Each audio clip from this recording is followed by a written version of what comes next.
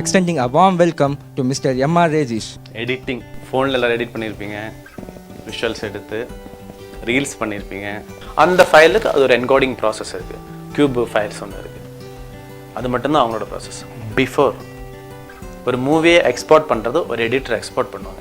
இனிமேல் படம் பார்க்கும்போது notice the content what the filmmaker has done for which category of people. So it is not called as a stereo, it is multi-mode. Copy பண்ணி கொடுத்து நீ left right pan பண்ணா கூட உனக்கு வந்து சென்ட்ரல்ல இருந்து தான் கேட்கும். இப்போ நாளைக்கு வந்து உனக்கு ஒரு ப்ரொடியூசர் வந்து ஒரு அனிமேஷன் ஃபிலிம் சில்ட்ரன் ஒரு 4 years to 7 years or 4 years to 10 years age குரூப்ல ஒரு படம் எடுக்கணும்னு வந்தாங்கன்னா உனக்கு தெரியணும். அதில் வந்து ரொம்ப சாஃப்ட் மியூசிக், ஒரே ஒரு பியானோ, ஒரே ட்ரையாங்கிள் அப்படி தான் இருக்கும். ஏன்னா அந்த குழந்தைக்கு அதுதான் புரியும். நீ